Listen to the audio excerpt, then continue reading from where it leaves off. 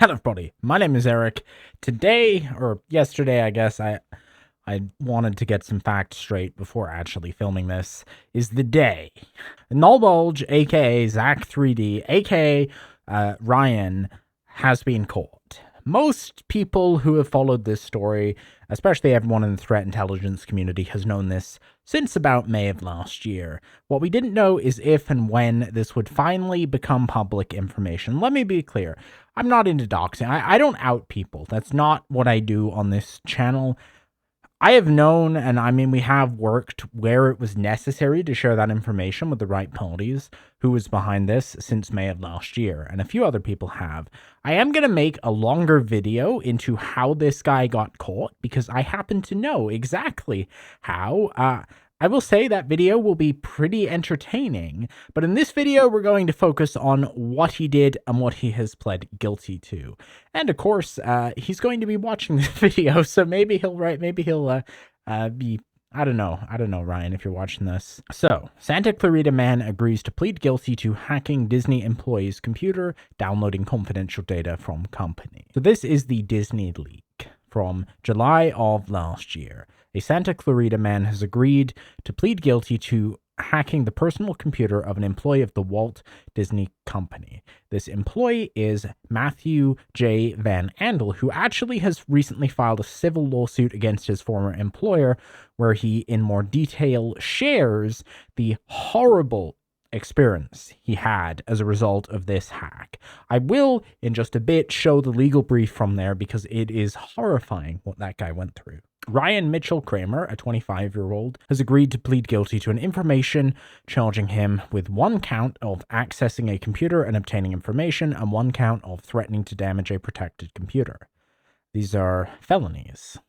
In addition, prosecutors filed a plea agreement in which Kramer agreed to plead guilty to the two felony charges. Now, as far as I've seen, the court documents are still sealed. That will change soon. They carry a statutory maximum sentence of 5 years in federal prison. He's not going to get that, just to be clear. I've looked into this. He'll probably get a year or two, maybe 3. That's sort of the plausible range. So he's not going to get 5 years, but he is probably going to prison. He's expected to make his initial appearance in the United States District Court in downtown LA in the coming weeks. According to his plea agreement, in early 2024, this is April or May, he posted a computer program on various online platforms, including GitHub. This was LLM Vision Comfy UI specifically. This ultimately led to Matt Van Andel, who was employed by Disney, getting hacked. That's how he was able to dump all of this information. He then contacted the victim via email and Discord, pretending to be a member of a fake Russia-based hacktivist group called Nullbulge. Now, I should say, while the Russia thing was comically obvious that it was fake, I do believe that Ryan certainly believed he was a hacktivist. I think the unethical behavior here stems far beyond what I don't support any form of hacktivism, let me be clear, but I think here the targeting of relatively innocent people rather than targeting the actual perpetrators of whatever you're a hacktivist against, to me, invalidates this as any form of activism. But I think he did see himself as an activist, and I think he was inspired by another group. They were called Siege Sec, and to be fair to them, what they did was much more akin to traditional hacktivism, and I think that may have led him. So the victim didn't send Kramer the extra information that he asked for. So then he publicly released it, as well as the victim's bank, medical, and personal information. That included his social security, his medical records, everything about him, his credit cards. That was evil. That's like, I would be sympathetic, right? Ryan Kramer and I are roughly the same age. In a second, I'll explain my connection to him in more detail. He was a guy who was starting his life. He wanted to be a professional artist.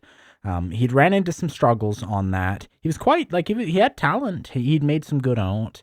But he blamed AI for his employment difficulties. And he really doesn't like AI. I don't agree with that, just to be clear, but I understand it. It's not an insane opinion. Fair enough.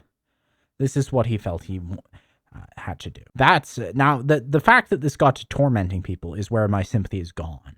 That's horrendous. I am going to make a longer video, as I said, about how he got caught, how I am involved in this situation, where we can go into more detail. The TLDR of it is, let's just go to my YouTube channel, not this recent video. This video, Ryan, or Zach3D as he goes by, who is a moderator, and still to this day is actually a moderator of the BeamNG Reddit, they should probably do something about that. I told them when we first found out, they didn't believe me, and they actually sent my messages to him. I don't have a lot of faith in the BeamNG community moderation team, I will be honest here. But he reached out saying that they were dealing with this guy, and that they were investigating him. And basically, if I could look at the malware and spread the word, and I did. You can watch this YouTube video, and this is from the actual payload. I think I'm actually using Claude here to deobfuscate it, and then go through. You can see some of the things, and I go through and I try to show what it's all about. We can see that this was ultimately a Pycylon rat that pretended to be an Epic Games. This is not actually in the criminal complaint. I am sure the FBI know, given it was all on the same website, that this is also stuff he had done, but ultimately what got him caught was going after Disney, and I knew he was going to get caught at that point. So he'd done this, I made this video, then I did a deeper dive, and later on, of course, I covered the Disney hack, and at that point, while I, of course, because I am not just outing random people, didn't say in the video, I did mention that I knew who it was, and that I knew they were going to get caught. And ultimately, I was right on both counts. Here this one is. And we can see the so-called wall of knowledge, where we can see not only the Disney Slack leak, which is whatever, but also that Matthew J. Van Andel had all of his personal information leaked, and a horrible message was added here to imply he was an inside guy. Now let me just pull up the PDF, and I should be clear when I do show this, that everything up until this point, Ryan has pled guilty to. But the claims alleged here by Matt Van Andel, while I believe they are likely true, have not been proven in court. And here is the legal complaint. This is actually a lawsuit between Matt and Disney, but in this he calls out some of what he went through. Now at this point, Matt did not know, or at least did not have evidence as to who this was. I would not be surprised to see this lawsuit amended to add Ryan as a defendant. Plaintiff noticed an extortion message on the 11th of July. That was a few days before the leak, by someone referring to themselves as Nullbulge via Discord. Nullbulge threatened to publicly disclose plaintiff's private information if he alerted anyone, tried to secure his accounts, or didn't meet Nullbulge's demands. At this point, I believe that Matt had actually reported the incident to Disney, though they didn't catch it, partially because, remember, everyone in this story lives in the same city, right? I mean, technically you can say Santa Clarita isn't LA, but it is, practically. So everyone is within a few hundred miles of each other. So as a result, Disney probably thought this was normal activity, not the activity of a hacktivist in Russia. That still makes me laugh, the Russia thing. Didn't meet Nullbulge's demands, and he had information he could have only known from having access to plaintiff's private accounts and emails, and they did do something about it. Then plaintiff received a second message from Nullbulge threatening to disclose again if he didn't do what he wanted. Immediately forwarded all of this to Disney's security team, and this is why this is in the lawsuit, is as a result Disney apparently got some information as well from Matt they shouldn't have, and they discovered that his information was publicly shared along with the Slack logs. Now, this is the most concerning thing here. And of course, I should point out this is an allegation that hasn't been proven. It is disgusting if true. Remember that Matt is a father who has a family. He has kids. How could you do such a thing? And seeing such a thing, how could you decide to go through with this?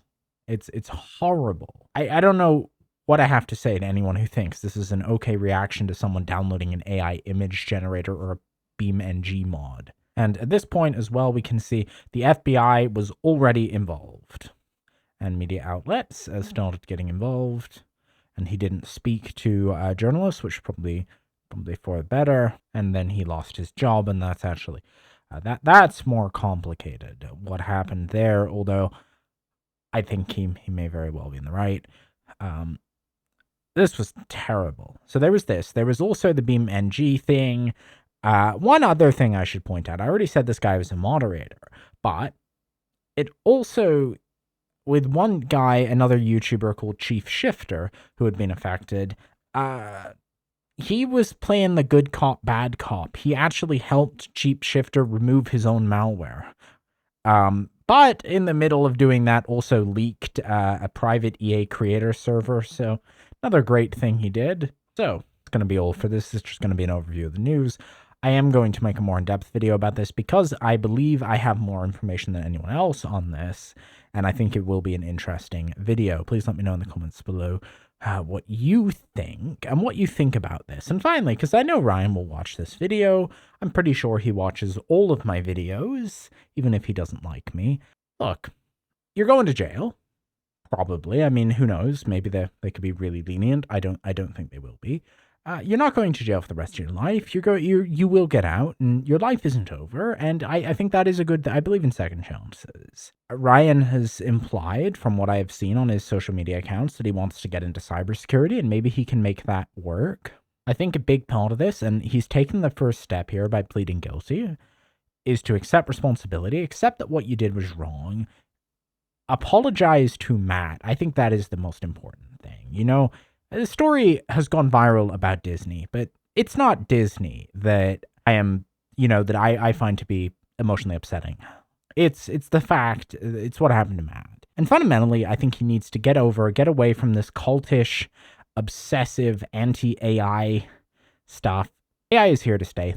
You can like it, you cannot use it, you can like it. You're not, that battle is over.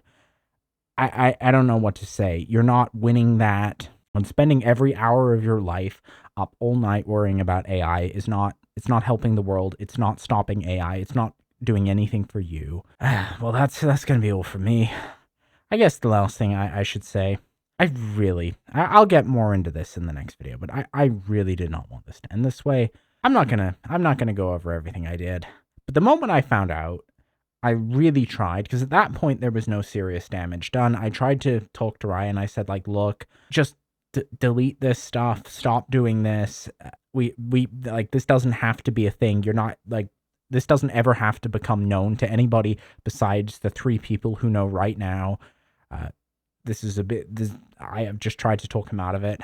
And for a brief period, I thought I had succeeded, but ultimately, whatever desire he had here, sorry, I just hit my mic, took over. So that's all for me for now. Bye.